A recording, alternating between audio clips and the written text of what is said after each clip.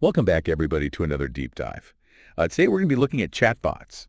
You know, those AI systems that seem to be popping up everywhere these days. Everywhere. It seems like it. Right. And so, to kind of get into the nitty-gritty of this whole subject, we're looking at this paper, Yeah. Human AI Conversational Systems.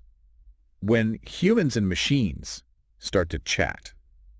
Catchy title. Right. Yeah. It was published just last month in the Personal and Ubiquitous Computing Journal. Mm. And I think one of the things that really grabbed my attention right off the bat was this idea that we need to rethink how we design these systems and how we interact with them. Yeah, this paper talks about needing to move beyond this human-centric view Yeah. that we've traditionally had in design. Okay, so what does that mean? I mean, are we talking about designing chatbots for dogs and cats now?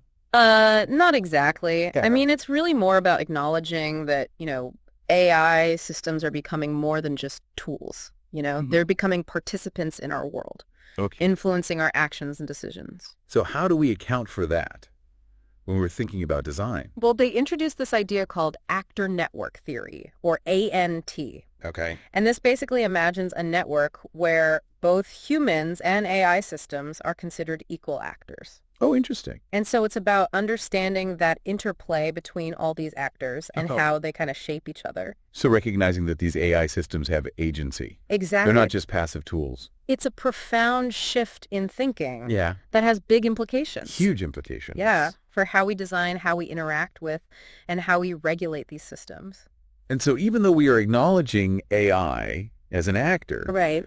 the paper still stresses that we shouldn't forget about the human experience. Absolutely. Even though ANT emphasizes the interconnectedness, Yeah. we can't forget that, We're still human. these technologies exist to serve human needs. Exactly. And so we have to find new ways to evaluate these systems, Okay. not just measure their technical performance. So like in the paper, they talk about energy consumption. Yeah, they point out that generating a 100-word email with ChatGPT-4 uses a surprising amount of resources. Yeah, it was like something about 14 LED lights on for an hour. Yeah, 14 LED lights per hour, and it requires 519 milliliters of water. Wow.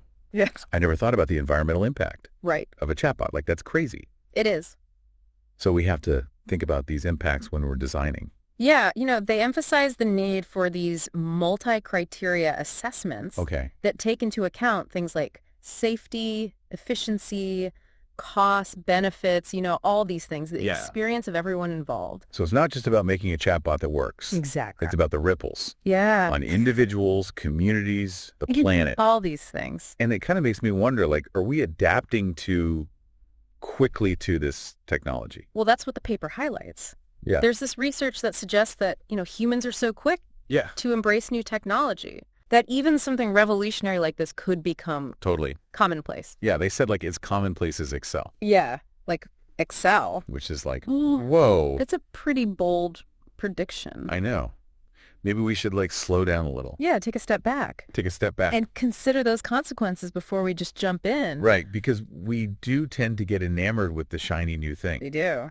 So, in this special issue, Yeah. they're diving into a lot of different applications of this. Mm-hmm. And I know you wanted to get into, like, job recruitment and therapy and even smart homes. Yeah, there's so much research going on in this area. And one of the things that I think is really interesting is this idea of using chatbots for job recruitment, Oh, wow. which, it raises so many questions about fairness and how these algorithms are making decisions. Can you imagine, like, a chatbot doing your job interview?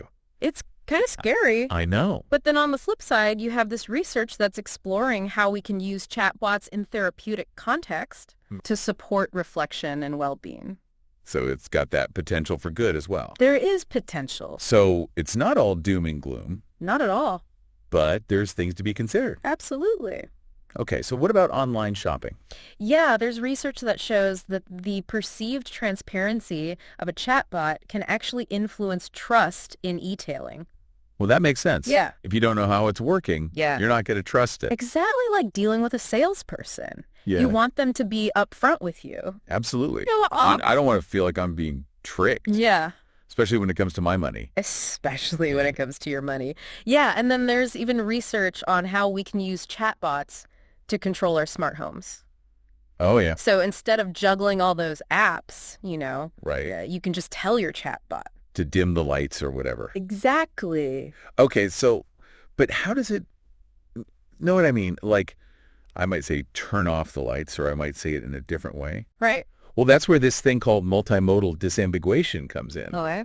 So it needs to be able to understand your requests, Right. no matter how you express it. So like spoken or written?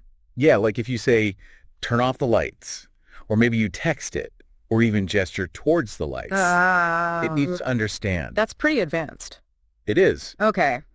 There was another area that caught my eye, Yeah. and that was this idea of users developing their own automations.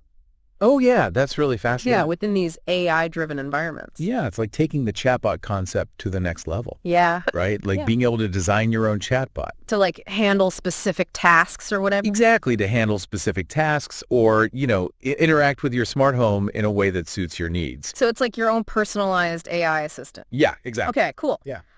So what about like emotional aspects? Can we make these interactions more human-like by incorporating emotions into it? Well, researchers are definitely exploring that. Can a chatbot that understands and responds to our emotions create a more engaging experience? Kind of makes you wonder, like, do we want that? It's a good question. Yeah, and if we do, how do we do it without making it creepy? Exactly. It's Yeah. a delicate balance to strike. Yeah. But think about it, humans, we rely on all these subtle cues to understand each other. Right. And so the way a voice assistant, communicates politeness Hmm. can really influence how we perceive it. So it's not just about the technology itself. No. It's like human psychology, Yeah. social dynamics, how we interact with the world. It all comes into play. It's fascinating and complex. It is. So, as we kind of delve deeper into this research, how do we evaluate the impact of all of this? Well, the paper mentions this thing called the Chatbot Usability Scale, or BUS-11, Okay. which is specifically for measuring usability. Okay, so, but it sounds like we need something more. We do. We need more sophisticated frameworks. Yeah, to really capture After all these different facets. the technical, the social, emotional, even the environmental. All of that. Okay, so the paper really drives home this point that we're at a turning point Yeah. with this technology Yeah. We have this amazing potential to enhance our lives. to enhance our lives in countless ways, but we have to be responsible. Right. We have to make sure these systems are aligned with our values. Yeah, so the authors conclude by saying, we need a roadmap A roadmap. for responsible development and implementation Yeah. We need like a shared vision. for the future of AI. Yeah. One that benefits everyone. So I'm feeling cautiously optimistic. Yeah. There's so much potential, but we need to be thoughtful. We do. We need to be thoughtful and collaborative. This isn't just a technological challenge. No, it's a human challenge. Yeah. It requires us to rethink our relationship with technology, With each other even. with each other, and with the world around us. And it's a conversation we all need to be part of.